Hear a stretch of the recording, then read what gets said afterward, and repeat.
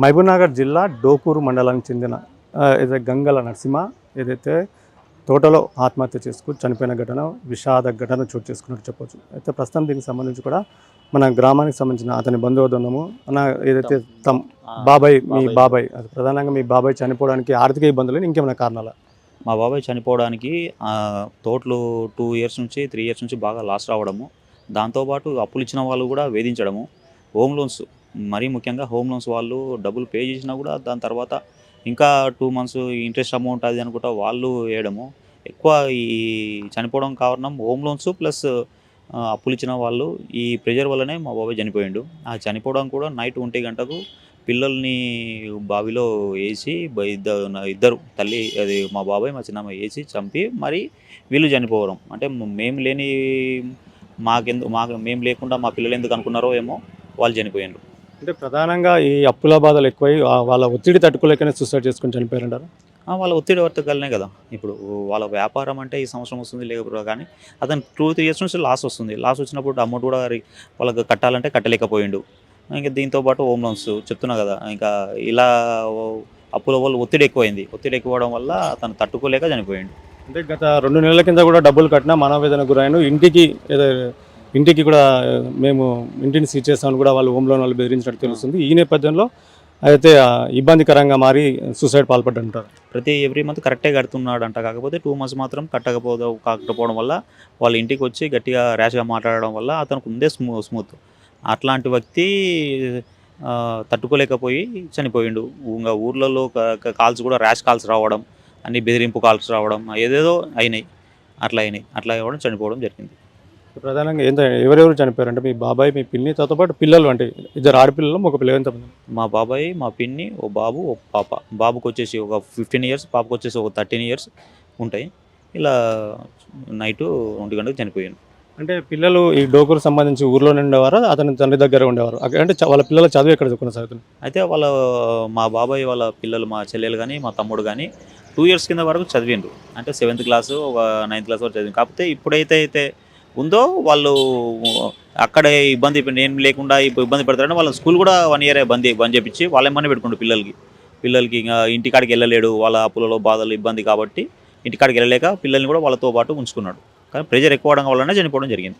ప్రధానంగా సుసైడ్ వీడియోలో ఊర్లోకి వెళ్ళలేకపోతున్నాను, ఊర్లో కూడా బతకలేకపోతున్నాను, నా జీవితం ఇంతే అంటూ కూడా సెల్ఫీ వీడియోలో చెప్పాడు. అంటే ప్రధానంగా ఈ ఊర్లో వాళ్ళ ఎక్కువ బాధలు అయ్యాయా, తర్వాత అయితే ఫైనాన్స్ సంస్థ వేధింపులు ఎక్కువయ్యా?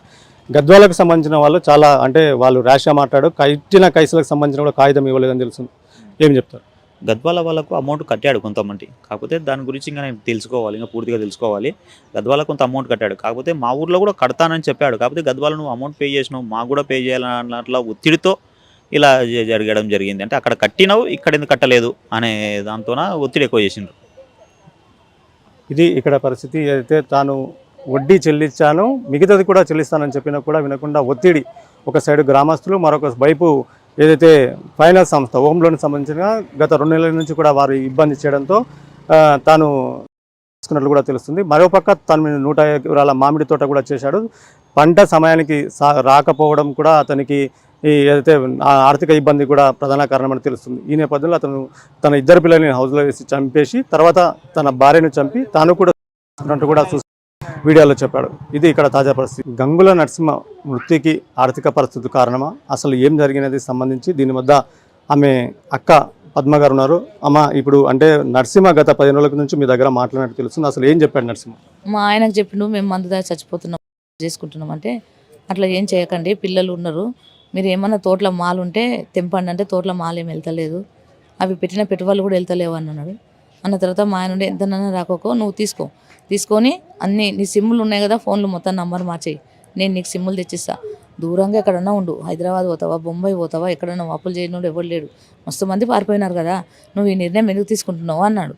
అన్న తర్వాత ఇంకా కొంచెంసేపు బాగా మాట్లాడి సర్లే బావ అంటే మా ఆడబిడ్డ మాట్లాడింది, అన్న బతుకున్న శవాలం కదన్నా, ఎన్ని రోజులు ఉన్నా మేము నన్ను కలుసుకోలేము, మేము ఫంక్షన్కి అటెండ్ కాలేము, మాకెందుకో ఈ జీవితం వద్దంటే, అట్లా కాదమ్మా, పిల్లలకి లైఫ్ ఉంది, నువ్వు ఇప్పుడు చనిపోయినా నీకు మళ్ళీ జన్మ అంటూ ఉంటే కూడా పిల్లల్ని చంపిన వాళ్ళు అవుతావు, ఆ పొల్లుల్లో ఉసురు పోసుకున్న దానవు అవుతావు, వద్దు సుడు, ఇది తప్పు నిర్ణయం, ఎట్లనన్నా కానీ 1,00,000 ఇచ్చేకాడ 50 ఇచ్చేకాడ 25, 2-3 లక్షలకి ఇచ్చేకాడ 1,00,000 అది కరెక్ట్ అమ్మా, అప్పు అట్లా ఎప్పుడు చేసుకోకని అన్నాము. ఇంకా 2-3 రోజులు బాగా కోసిండు మామిడికాయలు, కోసి అమ్మిండు. అమ్మి గద్వాల 10 లక్షల దాకా అప్పులు కట్టిండు. బావ అప్పులు కట్టినా అన్నాడు. సరే నరసింహ కట్టినే కట్టినావు, నువ్వు మళ్ళీ ఎక్కడ పోతావు రా అని అడిగినాం.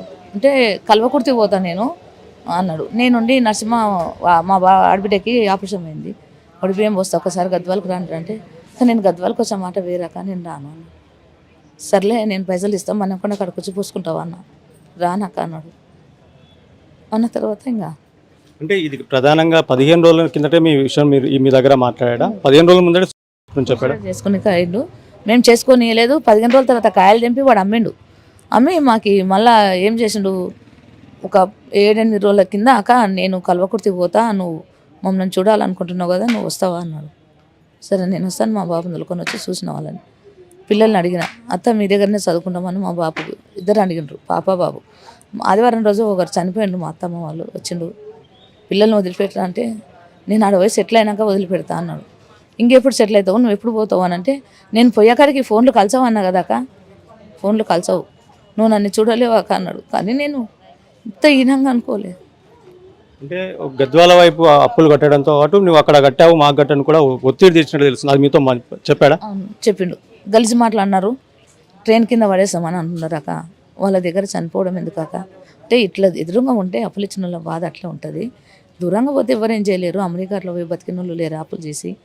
ఇద్దరు నరసింహ అట్లా చేసుకోకన్నా. మా తమ్మునికి నాకు 2 ఏళ్ళగా లేకుండా మాటలు, ఇంకా 15 రోజులుగానే ఉన్నాయి అంతే.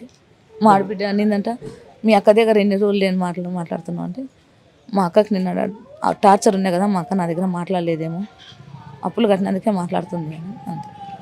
అంటే 2 పిల్లలు కూడా చనిపోయారు. 2 పిల్లలు చనిపోయినప్పుడు అంటే పిల్లలు మీరు తీసుకెళ్తారంటే మీరు రమ్మని పిల్లల్ని పెట్టమన్నారు, దానికి ఏం చెప్పాడు? నేను పెడతా, టైం తీసుకుంటా, ఆలోచించుకుంటా. నాన్నగారిని వాడిని చదివిస్తా, నాని నువ్వు అమ్మల్ని తొలకపో, పాప కదా, పాప పెద్ద మంచి అయింది, వద్దులే ఇంకా నువ్వు మా పిల్లల దగ్గర, నీ దగ్గర పెట్టుకుంటుంటే పెట్టుకో, లేదా హాస్టల్ వేస్తుంటే వేసుకో, నాకు పిల్లగాని వదిలిపెట్టే అని అడిగిన. వాడు కూడా మా దగ్గర ఉంటాను సార్. పిల్లలు చదువుకోవడం బంద్ చేసి అక్కడనే అతని దగ్గరే ఉంటున్నారా? అంటే కొన్ని రోజులు ఒక అదే ఇంకా ఈ అప్పుల టార్చర్కి వెళ్ళా వాళ్ళు స్కూల్లోనే పిల్లలు దొరికిపోయినారు సార్, చదవనీయలే, ఎగ్జామ్ కూడా రానిలే. ఇది పరిస్థితి. ఏదైతే వాళ్ళకి సంబంధించిన బంధువులకు సంబంధించి కూడా అప్పుల వాళ్ళు ఒత్తిడి తెచ్చినట్లు కూడా తెలుస్తుంది. ఈ నేపథ్యంలో అతనికి ఉన్న ఏదైతే బంధుత్వాలు కూడా దూరం అయ్యాయి. ఈ నేపథ్యంలో అతను దూరంగా ఉండాలంటూ కూడా ఏదో తోట సాగు చేసుకుంటున్నాడు. ఈ నేపథ్యంలో అక్కడ ఆర్థిక పరిస్థితి, అక్కడ కూడా పంట నష్టం రావడంతో కూడా ఈ ప్రధాన కారణం తెలుస్తుంది. తను చనిపోతూ కూడా తన బతికి తన 2 పిల్లలను కూడా ఏం చేయాలంటూ కూడా వాళ్ళను చంపి తన భార్యను చంపి తను కూడా చేసుకుంటున్నట్లు వీడియోలో పేర్కొన్నాడు. ఇదంతా ప్రధానంగా అంటే ఇదైతే ఈ చనిపోవడానికి కారణం ఆర్థిక పరిస్థితి, ఇబ్బందులు, ప్రధానంగా అప్పుల వేధింపులే కారణమని తెలుస్తుంది. ప్రస్తుతం దీనికి సంబంధించి గంగల నరసింహ సంబంధించి డోకూరు సర్పంచ్ మన వద్ద ఉన్నారు. అసలు అంటే నరసింహ అందరితో ఎలా ఉండేవాడు, అంటే అతను చనిపోవడానికి ముఖ్యంగా ఆర్థిక స్థితి కారణం అంటారు? నా పేరు శ్రీనివాసులు, నేను డోకూరు గ్రామ సర్పంచ్ను. నరసింహులు, గంగాల నరసింహులు మాకు వరుసకు మేనాలుడు అవుతాడు. నరసింహులు మాతోటి చాలా సౌమ్యుడు, చాలా మృదు స్వభావి, ఎలాంటి ఇబ్బందులకు పోయేటోడు కాడు, అందరితోటి కలుపుగోలుగా ఉండే వ్యక్తి నరసింహులు. కానీ గత 4 సంవత్సరాలకెళ్ళి ఈ ప్రైవేటు హౌసింగ్ లోన్ తీసుకోవడం కానీ, ఈ తోటలు కూడా సహకరించకపోవడం ద్వారా కొంచెం వాతావరణం ఏమంటే అతివృష్టి అనావృష్టిలో అట్లా వర్షాలు పడడం ద్వారా మామిడి తోటల పెంపకం ఉండే దాంట్లో నష్టపోవడం ద్వారా కొంచెం ఆర్థికంగా ఇబ్బందుల నుంచే ఈ అఘాయిత్యం జరిగిందని మేము అనుకుంటున్నాము. అంటే ప్రధానంగా ఏదో 2 నెలల కిందట ఫైనాన్స్ సంస్థలు ఇల్లు సీజ్ చేస్తామంటూ కూడా బెదిరింపులు చేశారు. ఈ నేపథ్యంలో 2 నెలలు ఈఎంఐ కట్టాను, అయినా మళ్ళీ ఇంకా ఫైనాన్స్ వాళ్ళు వేధిస్తున్నారంటూ కూడా సెల్ఫీ వీడియోలు చెప్పాడు. ఇది ప్రధాన కారణం అంటారు? ఇది ఖచ్చితంగా మా దృష్టికి కూడా వచ్చింది, గ్రామ సర్పంచం కాబట్టి వచ్చి ఇంటికి వచ్చి నోటీస్ అతికేయడము, ఇబ్బందులు పెట్టి మళ్ళీ ఖచ్చితంగా చేసి 2 నెలల అమౌంట్ కట్టించుకోవడం కూడా చేసిండ్రు. అది ఒక కారణమైతే ప్రధాన సమస్యనే ఉండొచ్చు. ఆప్టాస్ ఫైనాన్స్ అని ఒక ఫైనాన్స్ ద్వారా తీసుకొని ఒకటికొకటి కట్టే పరిస్థితుల్లో ఇబ్బందులు పెడుతున్నారు వాళ్ళు. అంటే అతనితో పాటు 2 పిల్లలు చనిపోయారని తెలుస్తుంది కూడా. పిల్లలు అంటే ఇతను చదువుకునే పిల్లలు డోకూరులో ఉండడం లేదా, అతనితో పాటే ఉంటున్నారు? పిల్లలు ప్లాన్ అయితే మహబూబ్నగర్లో హాస్టల్లో వేసిండే, పాప ఆ నర్సింహుల దగ్గరనే ఉంటుండే, 3 ఉంటుండ్రి వాళ్ళు. అందరితో మంచిగా ఉంటుండ్రి, కలుపుకోలుగా ఉంటుండ్రి. ఈ రకంగా అవుతుందని మేము ఊహించలేకుండా ఉన్నాం, ఎవరు గ్రామస్తులం కూడా అందరం చాలా బాధలో ఉన్నాం ఈరోజు. అంటే ఇప్పుడు సెల్ఫీ వీడియో అర్ధరాత్రి కూడా చేశాడు. అంతకుముందు ఏమన్నా మీకు అంటే ఏమన్నా సమాచారం ఇచ్చాడా, ఇలాంటి నేను తట్టుకోలేకపోతున్నాను ఏమన్నా మీతో మాట్లాడా? ఎవరితోటి వాళ్ళు మాతోటి అని కూడా కాదు, కానీ వాళ్ళ కుటుంబ సభ్యులతోటి కూడా ఎవరితోటి మాట్లాడలేదు. తనంతకు తానుగానే నిగ్రహంగా ఉండేవాడు. కానీ అనుకోని దురదృష్టమైన సంఘటన ఇది జరిగింది. ఎవరితోటి ఏం ఇబ్బంది షేర్ చేసుకోలేదు. అంటే మొదటగా పిల్లలను తొట్లో వేసి చంపేసి తన భార్యను చంపి తను చనిపోయినట్లు తెలుస్తుంది. ఇది ఏంటంటే ఇది ఎంతవరకు మీకు తెలిసిన ఈ సమాచారం? వ్యవహారం మాకు తెలియదు. మేము పొద్దున 6 గంటలకు సుమారు 6:30 గంటలకు అక్కడ పోయినాము. అప్పుడు పోయిన తర్వాత పోలీసు వాళ్ళు వచ్చి 9 గంటలకు 8:30-9 గంటల మధ్యలో బాడీలను బయటికి తీసిన తర్వాతనే మాకు పిల్లలని కట్టేసేసినట్లు చూసినాము. అంతవరకు పెద్దగా వాటర్లో ఉన్నాయి కాబట్టి చూడలేదు. మేము పొద్దున చూసినాం. మాకు రాత్రి ఏం జరిగింది అనేది ఎవరికి తెలియదు. ఇది ఇక్కడ పరిస్థితి. ప్రధానంగా అయితే ఆర్థిక పరిస్థితి, మరో పక్క బ్యాంకుల వేధింపులు ఈ ప్రధాన ఇతని ఆత్మహత్య చేసుకోవడానికి కూడా దోహదం పడ్డట్లు తెలుస్తుంది. ఏదేమైనప్పుడు కూడా ఫైనాన్స్ సంస్థలు భారీగా అతని అయితే 2 నెలల కట్టినా కూడా అతను వేధించడం దీని ప్రధాన కారణమని తెలుస్తుంది. ఖచ్చితంగా ఫైనాన్స్ సంస్థకు సంబంధించిన కూడా అతనిపై ఒత్తిడి చేయడం కూడా ఇది ప్రధాన కారణం తెలుస్తుంది. ఇలాంటి వాటిపై కూడా చర్యలు తీసుకొని కూడా అతని బంధువులు కోరుతున్నారు.